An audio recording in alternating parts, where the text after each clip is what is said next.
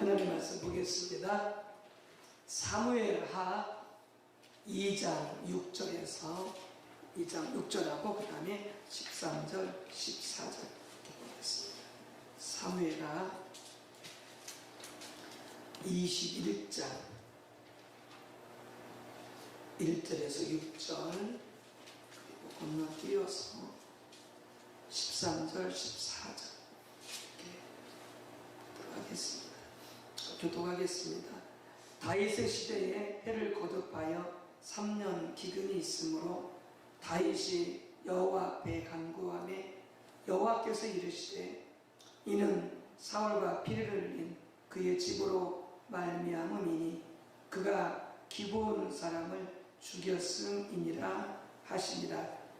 기브온 사람은 이스라엘 족속이 아니요 그들은 아모리 사람 중에서 남은 자라. 이스라엘 족속들이 전에 그들에게 맹세하였거늘 사울이 이스라엘과 유다 족속을 위하여 열심히 있으므로 그들을 죽이고자 하였더라.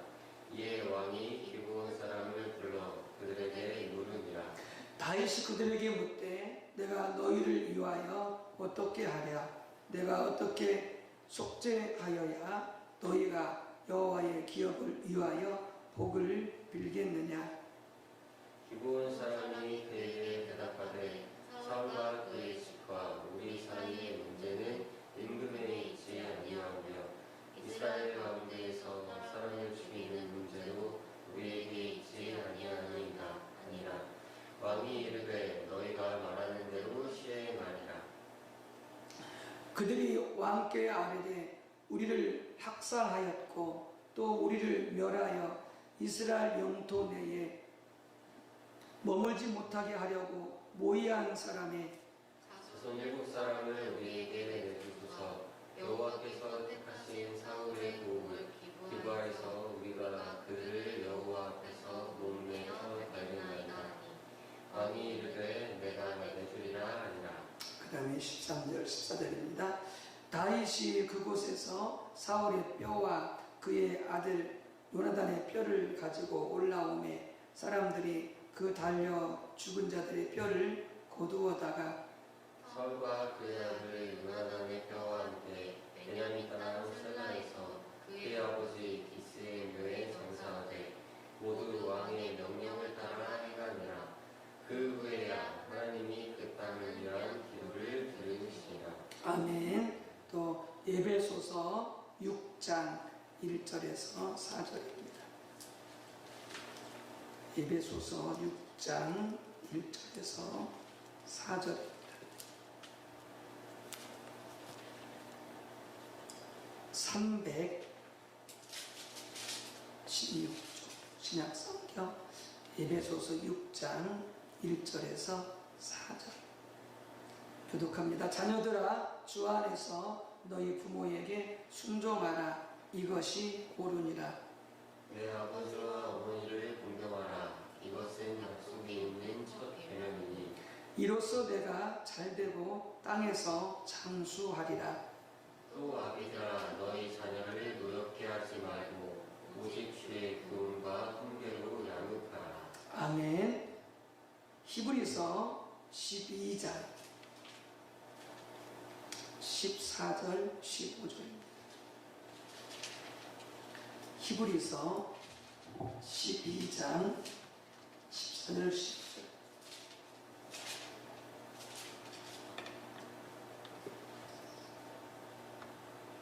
교독하도록 하겠습니다. 모든 사람과 더불어 화평함과 거룩함을 따르라. 이것이 없이는 아무도 주를 보지 못하리라. 너희는 하나님의 은혜에 이르지 못하는 자가 없도록 하고 또 쓴뿌리가 나서 괴롭게 하여 많은 사람이 이로 말미암아 더럽게 되지 않게 하며. 아멘. 네, 성령님 오셔서 역사해 주시도록 영광을 받으시고 우리 한 분 한 분을 만나 주시고 우리가 하나님의 뜻을 깨달아 할 수 있도록 하나님의 길을 깨달아 할 수 있도록 조명해 달라고 성령님 환영하도록 하겠습니다. 성령님 환영합니다. 성령님 환영합니다. 성령님 감사합니다. 성령님 감사합니다. 성령으로 충만케 하옵소서. 성령으로 충만케 하옵소서. 아멘.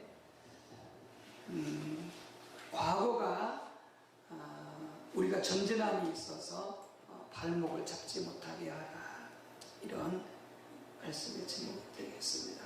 한마디로 하나님 앞에서 우리의 과거를 청산하자, 이런 제목이 되겠습니다. 고린도후서 5장 17절에 보게 되어지면은 누구든지 그리스도 안에 있으면 새로운 피조물이라, 이전 것은 지나갔으니 보라 새 것이 되었도다, 이렇게 너무나 귀한 말씀을 우리에게 주고 있습니다. 회개하여 예수님을 믿고 영접하여 거듭난 순간 우리는 새로운 피조물이 되었어요. 새로운 피조물, 새로운 창조물이 되었습니다. 두 가지가 있는데요. 그리고 주님 안에서 용서받고 그 다음에 하나님의 자녀가 되어지며 새롭게 된 부분이 분명히 있죠. 그리고 적어도 신분적으로는 우리가 새로운 피조물입니다. 새로운 창조물입니다. 그런데 어떤 면에서는 실제적으로는 아직도 새롭게 되지 못한 부분이 있습니다. 여전히 이 과거에 묶여있는, 과거가 청산되지 않은 부분들이 우리 하나님 앞에 있습니다. 그래서 이렇게 우리의 삶 속에 이 과거가 청산되지 아니한 부분이 있다면 하느님과의 친밀한 교제, 아까 히브리서 나와 있었죠? 그럼 나와 있다면 히브리서 12장 14절, 모든 사람과 더불어 화평함과 거룩함을 따르라. 이것이 없이는 아무도 주를 보지 못하리라. 그러니까 이미 부모님을 비롯하여서 돌아가신 모든 사람들과의 관계 속에서 화평하지 못하다면, 그 관계가 깨끗하지 못하다면 어떻게 된다고요? 아무도 하나님을 볼 수가 없다.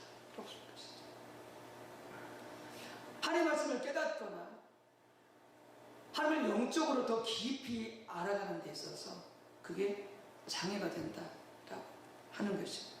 이렇게 하나님과의 친밀한 교제나 혹은 우리의 신앙, 우리의 삶, 그 전반에 있어서 발전하고 성숙하고 하나님의 은혜와 생명을 풍성히 누려야 되는데, 그 부분에서 우리가 발목이 잡히게 되어집니다.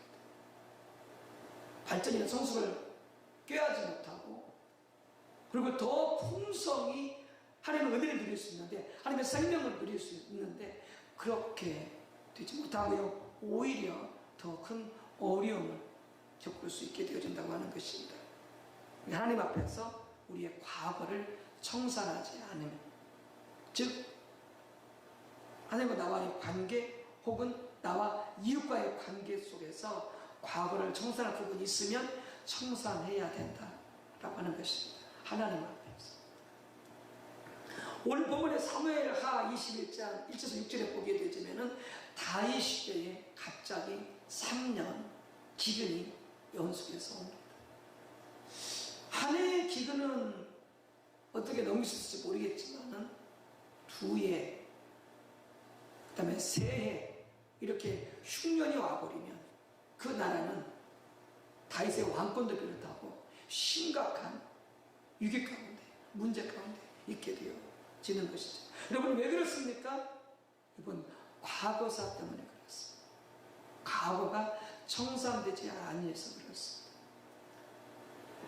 3년 연속해서 기근이 생기니까 한 해만 그랬으면 뭐 날씨 탓이겠지, 기후 탓이겠지, 이럴 수도 있고, 또 2해마저 그러니까 올해도 그러는가 보다 할 수 있는데, 3해째 그러니까 다윗이 이상하게 생각을 하는 것입니다. 이상하게 생각합니다. 그래서 다윗이 하나님께 물었던 것이죠. 하나님, 왜 그렇습니까? 왜 우리나라 가운데 3년 연속해서 이렇게 문제가 있는 것입니까? 여러분, 참 다윗이 지혜롭습니다. 이게 바로 우리에게 필요한 영적 민감함입니다. 영적 예민함입니다. 뭔가 우리 삶 속에, 내 신앙 속에 문제가 있다고 한다면 그걸 빨리 캡처해서 하나님께 물어야 됩니다. 하나님, 무엇이 문제입니까? 하나님, 어디 문제가 생긴 것입니까? 하나님께 물어야 됩니다. 계속 뭉그적거리고 계속 그 상태 가운데 그냥 놔둬버리면 문제는 점점 더 곪게 되어지고 터지게 되어지고 심각하게 되어지는 것이죠. 문제가 있다. 관계 속에 어떤 신앙적으로 혹은 경제적으로 직장생활, 가정에 모든 부분에 문제가 장기화되고 있다. 그럼 빨리 하나님께 물어야 됩니다. 하나님, 도대체 무엇이 문제입니까? 물어야 됩니다. 그래서 다윗이 물었더니 하나님께서 뭘 말씀하시냐면 사울 시대에 사울 왕이 기브온 족속을 죽였기 때문에 그렇다고 하는 것입니다. 여기 몇 가지 문제가 있습니다. 살인도 문제가 되지만 실은 이스라엘 조상들이 그때 여호수아 시대이죠. 가나안 땅을 점령해 들어가면서 그때 가나안 족속 중에 한 족속인 이 기브온 족속과 실은 그때 여호수아가 잘못한 거죠. 조상들이 잘못한 거죠. 하나님께서 가나안 모든 족속을 진멸하라 말씀하시고 하나님의 심판이거든요. 왜? 그때 가나안 땅, 가나안 족속들이 철저하게 소돔과 고모라처럼 타락되었기 때문에 하나님께서 심판을 명하신 것입니다. 그런데 여호수아와 그 조상들이 하나님께 묻지 아니하고 그들의 거짓말에 속아 넘어가서 기브온 족속과 약속을 했습니다. 언약을 맺었어요. 여러분, 사람과 맺는 약속을 한다면 그것도 하나님 앞에 중요한 것입니다. 뭘 약속했느냐? 그들을 죽이지 않기로 약속을 한 것입니다. 기브온 족속을 멸하지 않고 보호해 주기로 약속을 한 것입니다. 여호수아 조상은 그들이 가나안 족속인지 전혀 몰라요. 그들을 속였기 때문에 아주 멀리서 왔다. 가나안 족속이 아닌 멀리서 온 족속이라고 속였기 때문에 그래서 그들을 해치지 않기로 보호해 주기로 약속을 했어요. 언약을 맺었어요. 그것은 하나님 앞에서 하는 것과 똑같았어요. 그랬는데 사울 왕이 이 기브온 족속을 가나안 족속을 너무나 싫어하기 때문에 사울 시대에 그들을 완전히 죽이려고 했던 거죠. 그리고 실제로 몇 사람을 죽이기도 했던 것이죠. 그것이 문제가 되어져서 이 다윗 시대에 3년 동안 흉년인 것이죠. 아무도 몰랐죠. 하나님께서 그 부분을 깨닫게 하신 것이죠. 여러분, 과거의 죄 때문에, 과거의 관계 문제 때문에 이것이 청산되지 아니하므로 현재 우리 삶의 발목을 잡고 그리고 은혜와 하나님의 그 축복을 누리지 못하게 만들고 영적인 발전, 신앙의 발전을 꾀하지 못하도록 그것이 우리의 발목을 잡을 수 있다고 하는 것입니다. 여러분, 우리 삶 속에서도 그러한 일들이 얼마든지 있습니다. 나는 없을 것이다. 그런 사람 한 명도 없습니다. 저를 포함해서 예배 참석하시는 모든 분들, 또 참석하지 않은 모든 분들까지라도 한 명도 예외 없이 다 과거가 있어요. 하나님과의 관계에 문제가 있을 뿐만이 아니라 이웃과의, 나와의 가족, 또 교회 안에서 우리 성도들과의 관계, 직장에서의 상사나 동료와의 관계, 학교에서의 친구와의 관계, 선후와의 관계, 모든 관계 속에서 이 문제가 반드시 있어요. 반드시 있어요. 그래서 오늘 본문에 보게 되면 에베소서를 같이 읽었습니다만은 가정 안에서의 부모와의 관계, 부모 자식과의 관계, 부모라고 하면 결혼하신 분들은 자기 친아버지 어머니뿐만이 아니라 결혼했으면은 장인, 장모님, 시아버지, 시어머니까지 다 포함을 하는 거죠. 이런 부모와의 관계, 형제와의 관계, 친척과의 관계, 집안의 권위자와의 관계 뿐만이 아니라 가정을 벗어나서 회사 내에서의 사장이나 상사와의 관계, 학교에서의 선생님이나 교수님과의 관계, 이런 모든 하나님이 주신 권위와 질서와의 관계 속에서 과거에 문제가 있다면 이걸 해결하셔야 됩니다. 하나님께서 청산해야 됩니다. 두 번째는 이웃과의 관계입니다. 아까 히브리서에서 말씀했죠. 모든 사람과 더불어 화평함과 거룩함을 따르라 라고 하는 것이죠. 그러니까 이것은 또한 바로 아까도 말씀드린 것처럼 가정, 교회, 직장, 내가 내고 있는 모든 사람들과의 관계 속에서 상처를 주었거나 상처를 받은 상태에서 그것을 청산하지 않으면 그것이 우리의 과거가 우리의 삶에, 우리 신앙의 발목을 잡고 있는 경우가 되어지는 것입니다. 그러니까 상처를 주었다면 먼저 하나님 앞에 회개해야 되겠죠. 그게 하나님 앞에 죄니까. 여기 나와 있는 것처럼 모든 사람과 더불어 화평함과 거룩함을 따르라 그랬는데 관계가 깨졌잖아요. 상처를 주고 화평함이 깨졌잖아요. 거룩함이 깨졌잖아요. 왜요? 상처를 주게 되어지면 상처를 준 사람도 죄를 짓지만 상처를 받은 사람도 죄를 짓게 될 수 있어. 거의 상처 받았기 때문에 미워하고 원망하고 사랑하지 못하고 존중하지 못하고. 그래서 상처를 주었다면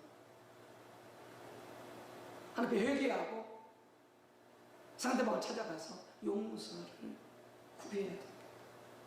용서를 구해야 됩니다. 혹은 상처를 주는 것이 아니라 상처를 받았다.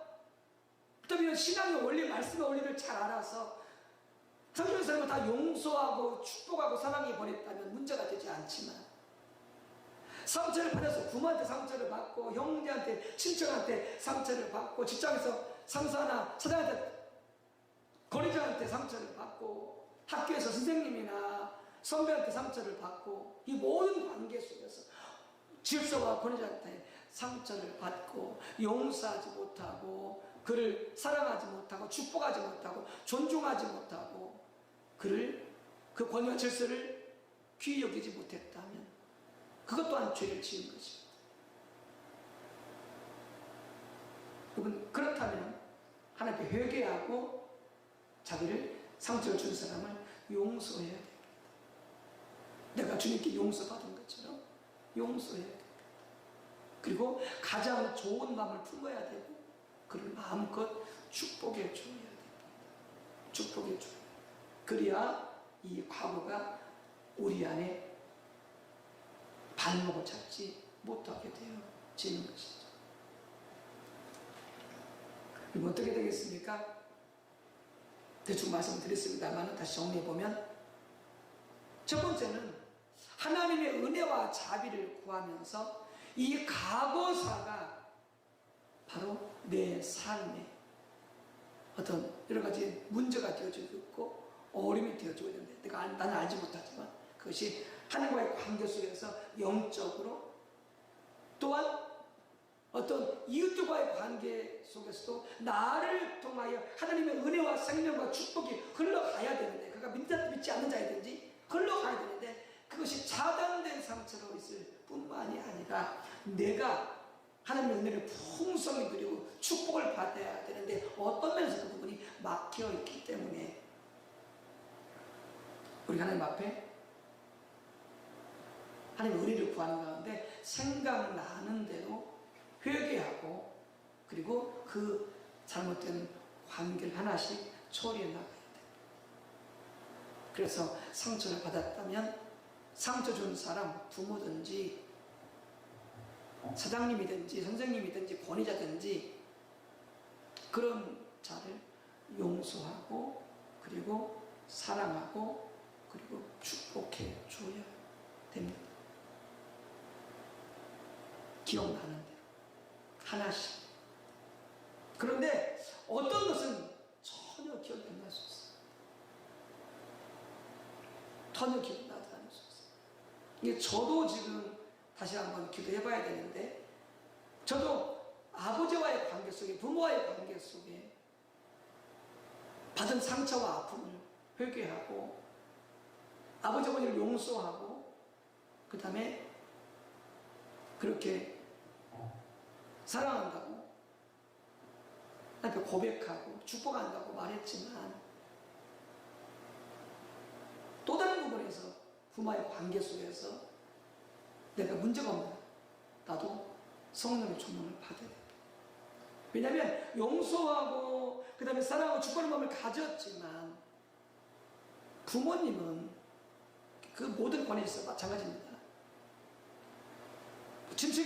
친척도 다 권위자였잖아요. 그래서 작은 아버지, 큰 아버지가 있다면, 그렇게 고모나 또 그런 집안에 어른들이 있다면 그건 마찬가지죠. 이런 하나님 주신 그 권위와 질서를 존중하고, 왜? 그것은 하나님 주셨기 때문에. 그 모든 권위와 질서는 하나님 주셨기 때문에. 여러분 기억하세요? 부모나 선생님이나 사장이나 모든 권위와 질서는 하나님 주신 거라고 넘어서요. 그리고 그것은 어떤 그 권위와 질서는 뭐 더 많이 배웠기 때문에, 뭔가를 많이 가지고 있기 때문에, 뭔가 특별히 자기를 가지고 있기 때문에 권위와 질서 주시는 게 아니라고 하는 것이죠. 그냥 그 은혜로 살게 주신 권위와 질서예요. 부모답지 못하다, 무슨 사장답지 못하다, 뭐 스승답지 못하다, 이건 아무 상관이 없어요. 무슨 자격이 있기 때문에 권위와 질서 주는 게 아니에요. 아니 모든 은사 그렇지만 그냥 하나님이 은혜로 주신 그 권위와 질서예요. 그런데 우리가 예를 들어서 뭐 부모답지 못하다, 뭐 스승답지 못하다, 사장답지 못하다, 자기 나름의 이유를 가지고 그 권위와 질서를 인정하지 않고 존중하지 않았다면 그건 죄입니다. 그건 관계 문제가 있는 거예요. 그런 부분까지 살펴봐야 돼요. 어차피 부모를 용서했다고 할지 모르겠지만, 사랑한다고 할지 모르겠지만, 마음속 깊은 곳에서 정말 하나님 주신, 부모에게 주신 그 모든 권위자 주신 권위와 질서를 인정하고 소중히 여기고 존중하지 않은 것이 있다면 그 부분도 회개해야 돼요. 그렇지 않으면 과거가 우리의 발목을 잡게 되어 지는 것이죠. 그래서 성령의 도움이 필요해요. 아까 다윗이 하나님께서 깨닫게 해주셨던 것처럼 하나님께서 깨닫게 해주시는 것이 필요해요. 그래서 꼭 어떤 권위 질서뿐만이 아니라 모든 관계에서 마찬가지예요. 내가 상처를 준 사람이 난 기억나지 않지만 기억나게 해달라.